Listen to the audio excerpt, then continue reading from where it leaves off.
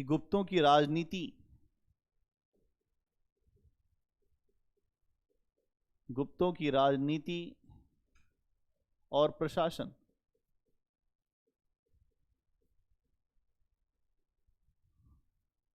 कि गुप्तों की राजनीति कैसी थी, उनका प्रशासन कैसा था। ठीक है, तो आपको यहां पर दिखाई देगा एक केंद्र दिखाई देगा। क्या दिखाई देगा? केंद्र। इसके नीचे क्या दिखाई देगा? प्रांत। आज भी यही सिस्टम है कि नहीं है? अगर आज भी आप सिस्टम को देखेंगे तो कहीं ना कहीं आपको अपनी जो व्यवस्थाएं दिखेंगी। आपने मौर्यों के समय में देखा था कि कुछ ऐसे हिस्से थे जहां मौर्य साम्राज्य सीधे, वहां का मौर्य जो शासक था सीधे नियंत्रण करके रखता था मगध के आसपास का इलाका। कुछ ऐसे इलाके थे जो उसके बाहर थे, कुछ ऐसे इलाके थे जो एकदम बाहर थे।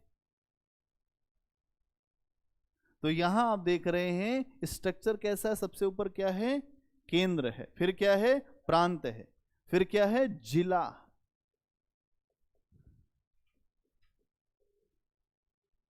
फिर क्या है? आप देखते हैं वीथी, वीथियां आ रहे हैं पहले। वीथी, हाँ, वीथियां को आप ये मान सकते हैं कि एक जो ब्लॉक हो सकता है, मध्यवर्ती प्रशासन आप इसको कह सकते हैं। वीथियां, वीथी, वीथियां। ठीक है, इसके बाद नीचे क्या है? ग्रामीण प्रशासन।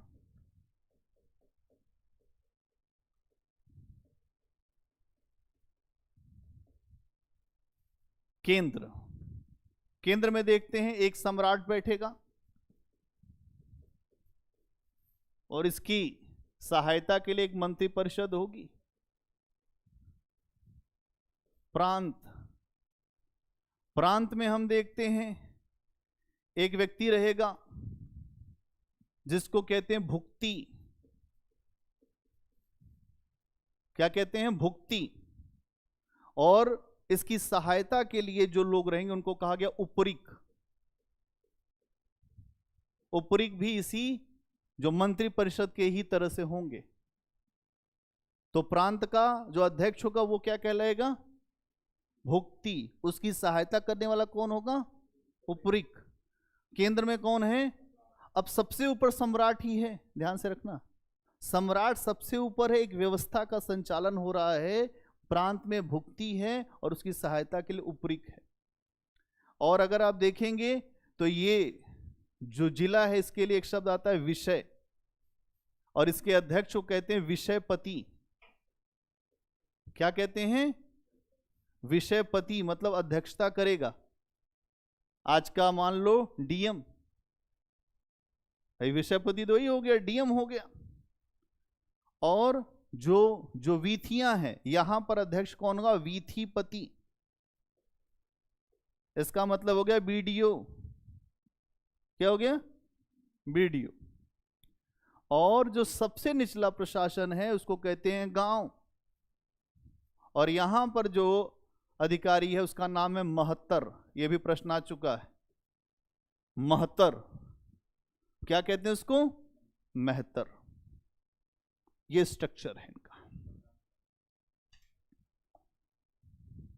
क्या क्लियर है स्ट्रक्चर इनका?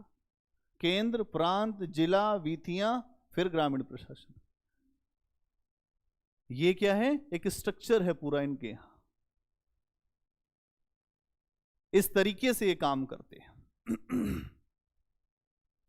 आप देखेंगे अगर हम इनकी तुलना करें मौर्यों से, इस स्ट्रक्चर की, तो जो इनकी नौकरशाही है, जो इनके पास अधिकारियों का समूह है, ये मौर्यों के समान उतना विस्तृत नहीं है। मौर्यों का पूरा जो प्रशासन था, जो सेना थी, अधिकारियों का समूह था, वो बहुत बड़ा था। और अगर आप देखते हैं कि इनके यहां उस तरीके से विस्तार नहीं दिखाई देता। ना तो अधिकारी बहुत ज्यादा हैं, न उतना विस्तार भी उतना नहीं है। इनकी सेना में एक खास बात दिखती है कि इनकी सेना जो है सामंतों की सेना है। अब भैया ये क्या कॉन्सेप्ट है? इसी से भारत में आगे चल के सामंतवाद आएगा, यही समझना। इसलिए इसको, इनकी सेना सामंतों की सेना है।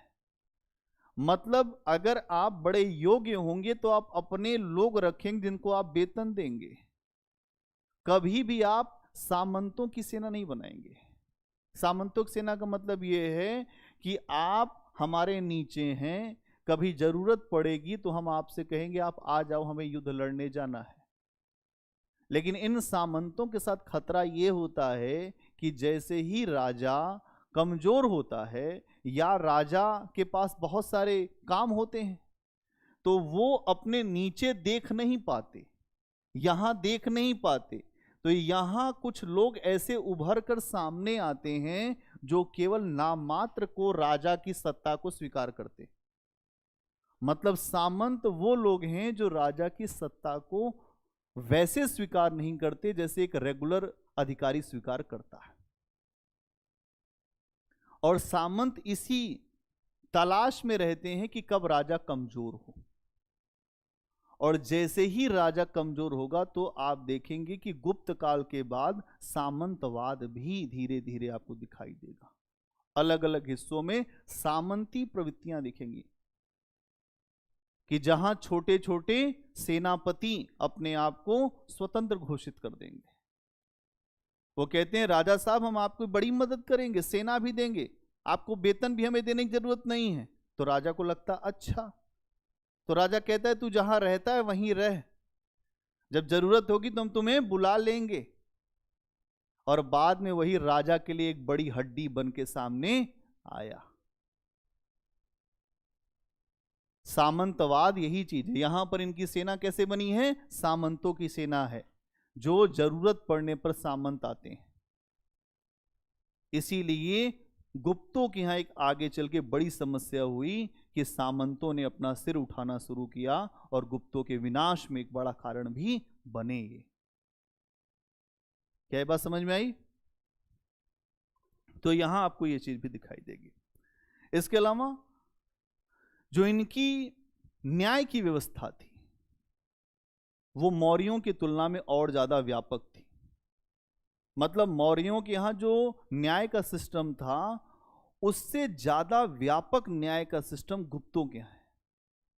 अगर हम किसी भी राज्य को, किसी भी वंश को देखते हैं तो उसकी अच्छाइयों की समझ हमारे पास तब आएगी जब वहां की न्याय की प्रणाली आप समझ पाए। अभी आज आप वर्तमान में देखते हैं उस देश को ज्यादा बेहतर माना जाता है जहां का न्याय का सिस्टम अच्छा, न्यायपालिका बेहतर हो और न्यायपालिका न्याय संगत न्याय देती हो, न्याय भी हो तो बेहतर न्याय हो। तो यहां आप देखेंगे कि यहां हमें फौजदारी और दीवानी कानून जो वर्तमान की बात है वो यहां दिखने लग गया। क्या दिख रहा है? इनकी न्याय व्यवस्था जो है, न्याय व्यवस्था मौर्यों से ज्यादा बेहतर दिखाई दे रही है, मौर्यों से ज्यादा बेहतर। अब आप क्यों मौर्यों से ही तुलना कर रहे हैं? क्योंकि इनके पहले बेहतर एक बड़ा राज्य मौर्यों का ही था। तो न्याय व्यवस्था मौर्यों से ज्यादा बेहतर। क्या क्या है यहां? यहां दीवानी और फौजदारी। दीवानी और फौजदारी दोनों न्याय है। तो दीवानी न्याय का मतलब क्या है साहब? जमीन जायदाद, एग्रीकल्चर, ये सब आता है दीवानी। फौजदारी में अपने आप ही समझ ले, यहां खून वून आपने बहा दिया, मार काट दिया, किसी को हत्या हो गई, फौजदारी। लोग कहते हैं फौजदारी लड़ने आए हो। फौजदारी का मतलब हत्या से संबंधित मामले। दीवानी का मतलब क्या है? राजस्व, अर्थ से जुड़े हुए मामले। और ये चीज यहां आपको अलग अलग दिखाई दे रहा है। इसके अलावा एक बात बताओ, जिसकी सेनाएं सामंतों से मिलकर बनी होगी, उसका टैक्स सिस्टम अच्छा होगा कि बुरा होगा? टैक्स सिस्टम अच्छा नहीं होगा इनका। मौर्यों के यहां अगर आप देखेंगे तो टैक्स सिस्टम बहुत अच्छा था, क्योंकि वहां सेंट्रलाइज गवर्नमेंट थी, पूरा सेंट्रल उस चीज को देखता था। इनके यहां जो सेना बनी है वो सामंतों की सेना है, तो यहां आप देखते हैं कर और राजस्व मौर्यों की तुलना में कमतर था। क्या था? कर और राजस्व। कर भी कम था, और जो राजस्व मिलता था, कर और राजस्व मौर्यों की तुलना में कम था। कर और राजस्व मौर्यों की तुलना में कम था। इसके पीछे सामंती थी, जो सोच थी, जो सामंतवाद था, वो आधार आपको दिखाई देगा। इसके अलावा भूमि संबंधी कर इनके यहां बहुत ज्यादा मिलेंगे। क्यों? क्योंकि भूमि का दान गुप्तों ने बहुत ज्यादा दिया था। तो यहां आपको भूमि संबंधी टैक्स, भूमि संबंधी कर अधिक दिखाई देंगे। इसका मतलब यह है कि व्यापार पर यह बहुत ज्यादा ध्यान नहीं है। जब व्यापार पर ज्यादा ध्यान होगा तो एग्रीकल्चर से टैक्स कम आएगा, सीधी सी बात है। यहां पर इन्होंने खेती, एग्रीकल्चर को बहुत ज्यादा प्रमोट किया, और जब ये एग्रीकल्चर को प्रमोट कर रहे हैं तो आप देखेंगे उसी प्रकार के कर की व्यवस्था आपको दिखेगी। आई बात समझ में?